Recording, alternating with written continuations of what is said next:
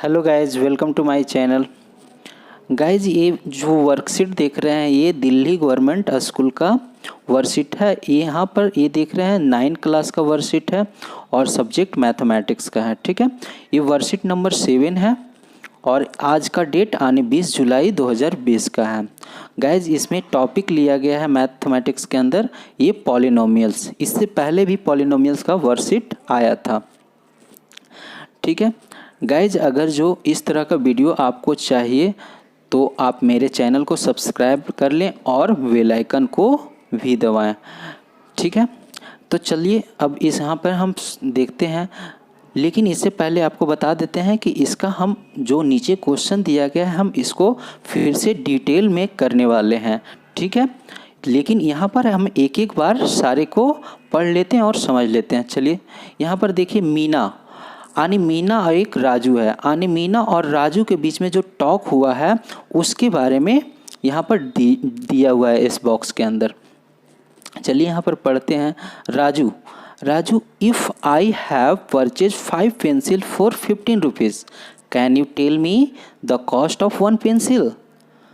मीना पूछ रही है कि मैं यदि 5 पेंसिल को 15 रुपये में खरीदती हूँ तो 1 पेंसिल की कीमत तुम बता सकते हो।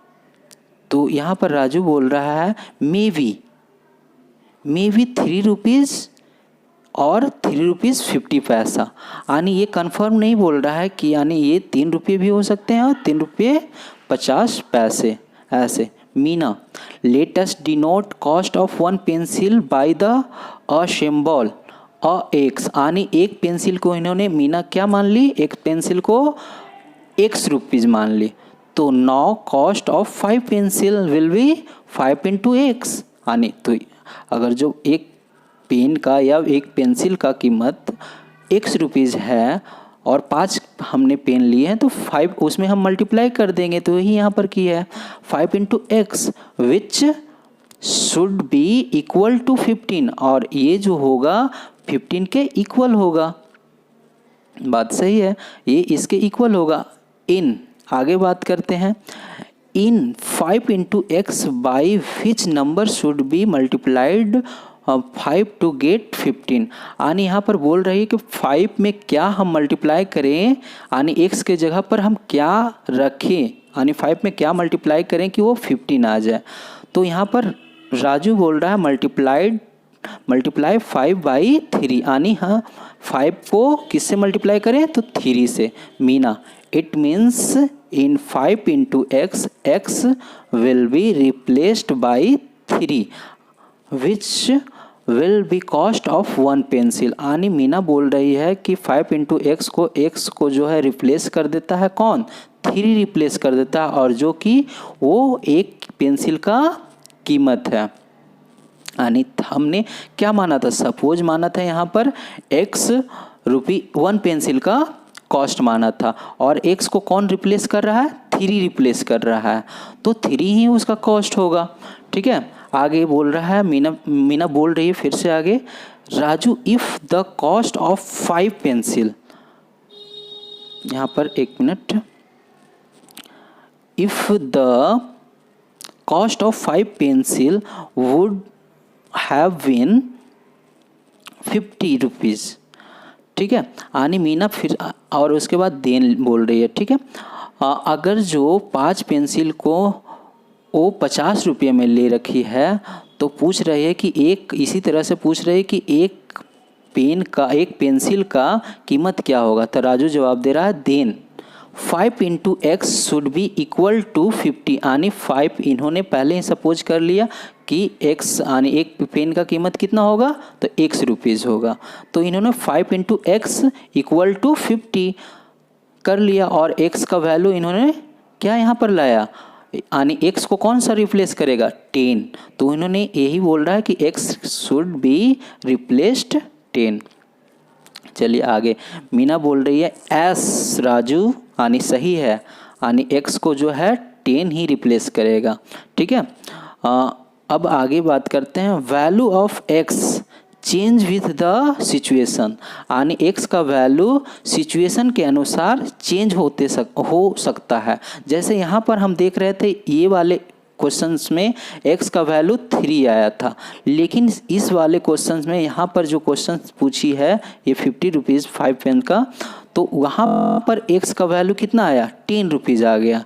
तो इस तरह से सिचुएशन के अनुसार वैल्यू चेंज हो सकता है। ठीक है, अब बात करते हैं आगे मेन टॉपिक का। Therefore symbols like x y z यानी अल्फ़ाबेट में कोई भी हम लेटर अगर जो लेते हैं इस तरह से etc आर कॉल्ड वेरिएबल, यानी एक कैसा पार्ट है वेरिएबल, यानी इसका वैल्यू क्या हो सकते हैं चेंज हो सकते हैं। एंड नंबर लाइक 5 15 एक्स्ट्रा, ठीक है, etc are called constant part, यानी नंबर हो सकते हैं 5 हो सकते हैं 15 भी हो सकते हैं -5 हो -14 हो -13 हो, तो इस तरह का जो नंबर होंगे प्लस में भी हो सकते हैं प्लस, तो ये कांस्टेंट पार्ट होता है। ठीक है, अब बात करते हैं यहाँ पर, आप देख रहे हैं यहाँ पे,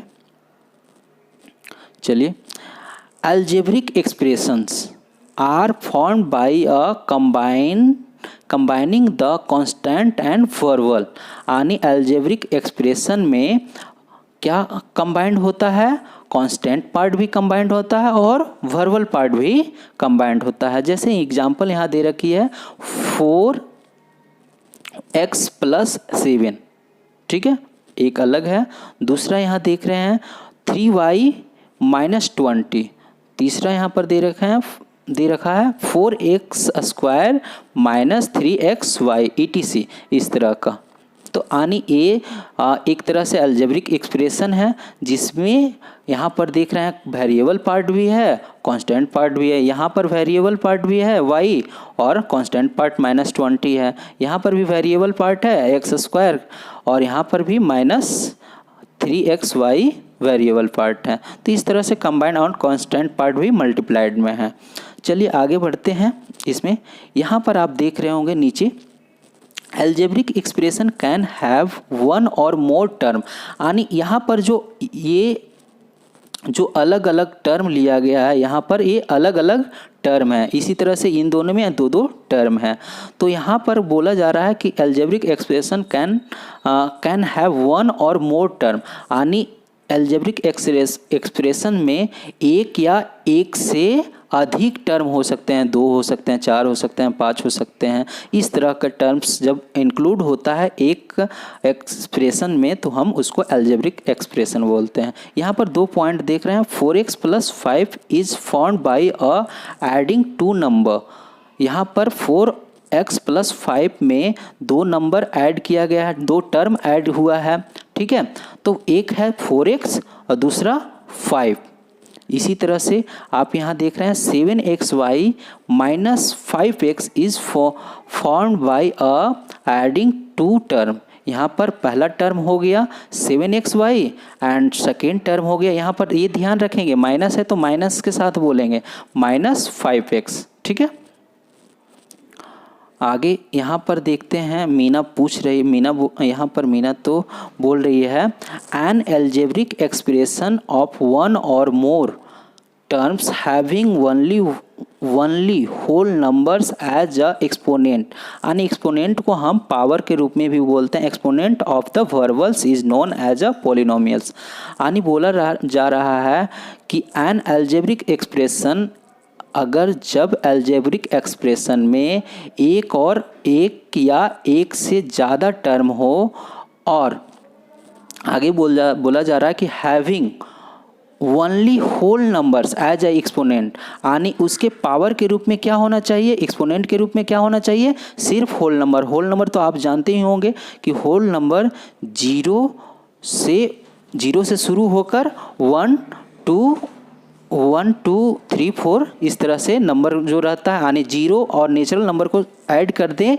तो हम इसको बोलेंगे होल नंबर। तो जो यानी पावर, यानी यहाँ पर ये ध्यान में रखना है वेरिएबल पार्ट को, वेरिएबल पार्ट में ही जो है क्या होगा, पावर रहेगा, और पावर जो रहेगा वो किस रूप में रहेगा, होल नंबर में रहेगा, ठीक है। आगे बात करते हैं, यहाँ पर देखिए एग्जाम्पल दिया गया है 4x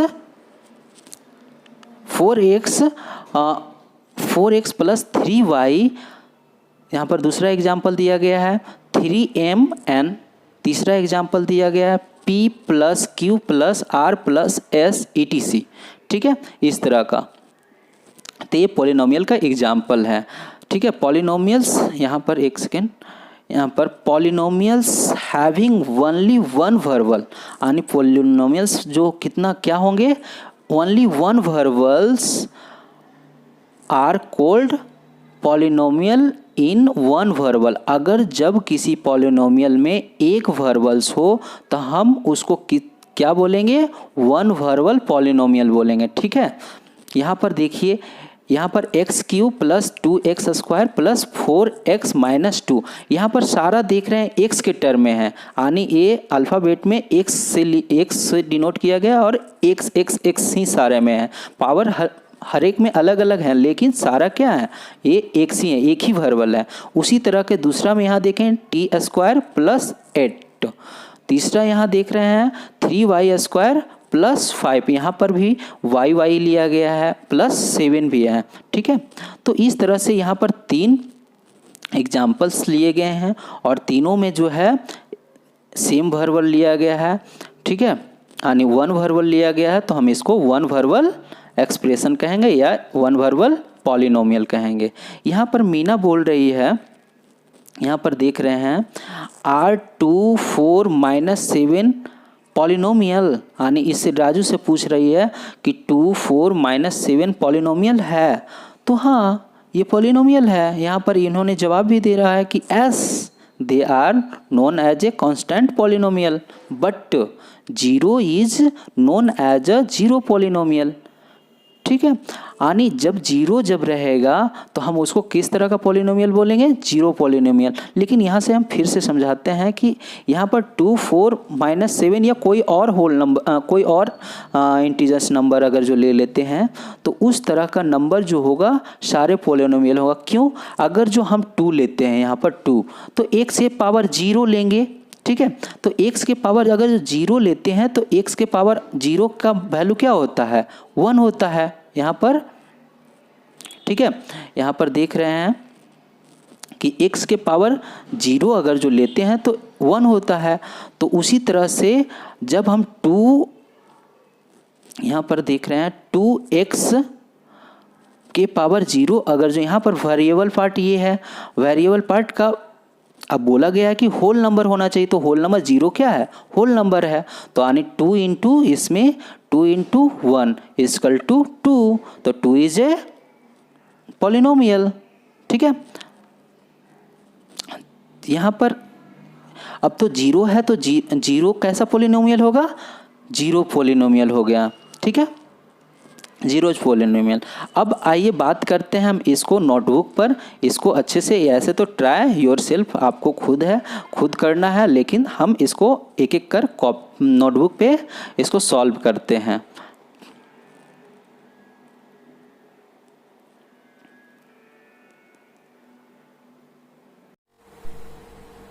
यहाँ पर देखेंगे कि यहाँ पर क्वेश्चन किया गया है, in the flowing circle the polynomial, यानी जो पॉलिनोमियल है उसमें क्या लगाना है, सर्कल लगाना है, यानी गोला लगाना है।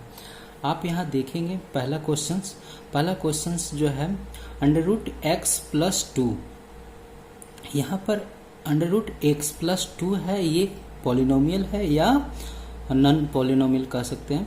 तो यहाँ पर जानते हैं कि आप रूट के अंदर कोई भी अगर जो मान लेते हैं हम ये, और इसको हम पावर के रूप में कन्वर्ट करना चाहते हैं, तो ये 1/2 होता है, यानी रूट का वैल्यू क्या होता है, 1/2 के रूप में। तो यहाँ 1/2 क्या है, ये होल नंबर नहीं है, यानी ये एक रेशनल नंबर है। तो इसलिए ये क्या होगा, रूट के अंदर जो भी रहेगा तो पॉलिनोमियल नहीं होगा। उसी तरह से x का यहाँ भी 1/2 होगा, जो कि ये होल नंबर नहीं होने के कारण ये पॉलिनोमियल नहीं है। तो हम इसको क्रॉस लगा देंगे, यानी इसके ऊपर गोल घेरा लगाने की जरूरत नहीं। यहाँ सेकेंड देखें, सेकेंड में दिया गया है t² plus 5t plus minus 1। ठीक है, t² यहाँ पर होल नंबर है, ये 5t यहाँ पर 1 रहता है, छुपा हुआ रहता है, यहाँ भी होल नंबर है, और ये तो कांस्टेंट पार्ट है, ये माइनस में हो या प्लस में। तो ये देख रहे हैं इस तरह से ये होल नंबर है, तो हम इसमें पूरे के ऊपर गोल घेरा लगा सकते हैं, ठीक है, क्योंकि ये पॉलिनोमियल है। थर्ड का बात करते हैं, तो थर्ड में देखेंगे आप √3x² माइनस 2x, यहाँ पर √3 में है, ना कि वर्बल पार्ट में है, वेरिएबल पार्ट में। यहाँ वेरिएबल पार्ट में, यहाँ पर क्या था, वेरिएबल पार्ट में था, ठीक है। इसमें तो वेरिएबल पार्ट में अगर जो रूट रहता है, यानी अगर जब होल नंबर नहीं होता है तब हम उसको नॉट पॉलिनोमियल बोलेंगे। लेकिन यहाँ वेरिएबल पार्ट नहीं, यहाँ कांस्टेंट पार्ट में है, ये वेरिएबल पार्ट में यहाँ 2 है, यानी ये होल नंबर में ही है, और इसमें भी देखें यहाँ पर 1 है, तो ये भी क्या होगा, ये पॉलिनोमियल होगा, तो इसमें हम घेरा लगा सकते हैं। 8 तो पहले ही बताए हैं ऊपर में ही, यानी वर्कशीट में ही बताया है कि 8 या इस तरह का जितने भी मतलब पॉजिटिव नंबर हैं वो सारे क्या होते हैं, पॉजिटिव पॉलिनोमियल होते हैं, ठीक है। यानी ये कांस्टेंट पॉलिनोमियल, एक ऐसा पॉलिनोमियल होते हैं तो कांस्टेंट पॉलिनोमियल। यहाँ पर अगर जो 8 को और डिफाइन किया जाए यहाँ पर, तो हम यहाँ पर 8 को लिख सकते हैं x इंटू एक्स पे पावर 0, और पता होगा कि 8x पे पावर 0 का वैल्यू कितना होता है, 1 होता है, ठीक है, और 1 होता है तो इसका वैल्यू कितना आ गया, 8, यानी ये पॉलिनोमियल के रूप में हो गया जिसका पावर 0 है, ये होल नंबर है भी, तो ये 8 ही आ रहा है, तो 8 एक प्रकार का पॉलिनोमियल हो गया।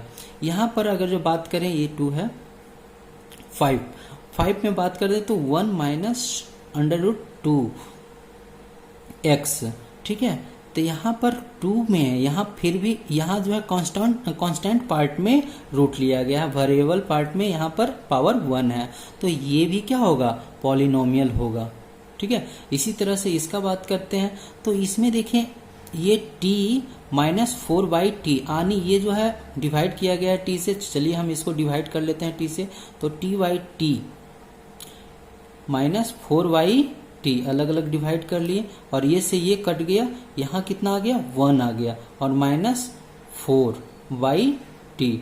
अब पता होगा कि यहाँ पर 1 माइनस 4, अगर जब कोई भी वेरिएबल जब उसको ऊपर ले जाते हैं, यहाँ पावर कितना है, 1 है, अगर जब इसको ऊपर ले जाएंगे तो ये t माइनस हो जाएगा 1, ठीक है। तो ये माइनस क्या है, ये होल नंबर नहीं है, तो ये क्या होगा, एक प्रकार के पॉलिनोमियल नहीं होगा, तो इसमें हम क्रॉस लगा लेंगे। यहाँ पर एक पॉलिनोमियल था, इसको हम घेर लेंगे, ठीक है। यहाँ पर बात करते हैं अगर जो 7 में, तो 7 में यहाँ देखिए 7 0 हम ऊपर ही पढ़े हैं, यानी वर्कशीट में ही पढ़े हैं कि 0 कैसा पॉलिनोमियल है, तो ये जीरोज एक अलग प्रकार का पॉलिनोमियल है, तो ये जीरोज पॉलिनोमियल हम इसको बोलते हैं, तो ये भी क्या है, पॉलिनोमियल है, तो इसमें घेरा लगा लें। चलिए अब 8 में देखते हैं, 8 में y 1/2, y पे पावर 1/2 प्लस 3y प्लस 2। अब यहाँ देखिए इसी से डायरेक्ट ये पकड़ में आ रहा है, अब इधर देखने की जरूरत भी नहीं है, यहाँ 1/2 आ गया, ये होल नंबर के रूप में नहीं है, वेरिएबल तो अलग है, y अलग वेरिएबल है, ये अभी पढ़ रहे थे x के टर्म में, यहाँ पर देखिए t भी था, लेकिन इससे कोई मतलब नहीं, कोई भी वेरिएबल हो सकता है यहाँ, लेकिन पावर क्या है, ये होल नंबर नहीं है, तो ये हम कहेंगे क्या कि ये पॉलिनोमियल नहीं है। आगे बात करते हैं यहाँ पे, तो यहाँ let us know that we have learn, अगर जो बात करें यहाँ मार्क और राइट के लिए राइट का लगाएंगे निशान, और रॉन्ग के लिए रॉन्ग का निशान लगाएंगे, ठीक है, साइन।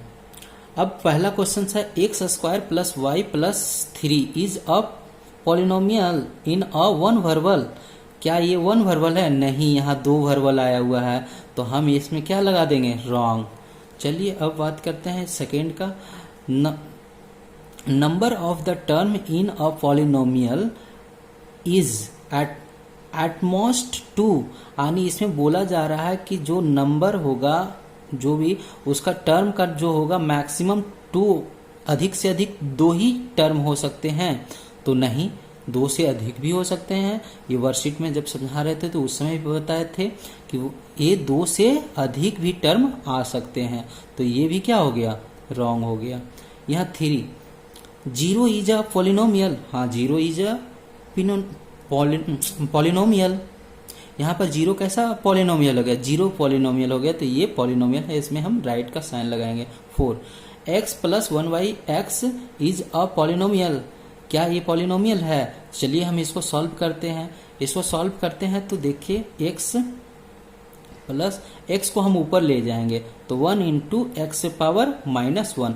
अब यहाँ देखिए, यहाँ होल नंबर नहीं आ रहा है, ये माइनस में निगेटिव होल नंबर जो होता है 0 और नेचुरल नंबर होता है, तो ये होल नंबर नहीं है, निगेटिव नंबर है। तो हम यहाँ पर कह सकते हैं कि ये पॉलिनोमियल नहीं है, तो यहाँ पर हम क्रॉस लगा लेंगे। ठीक है, थैंक यू। अगर जो इस तरह का वीडियो और भी देखना चाहते हैं तो आप सब्सक्राइब कर लें। Thank you watching my video.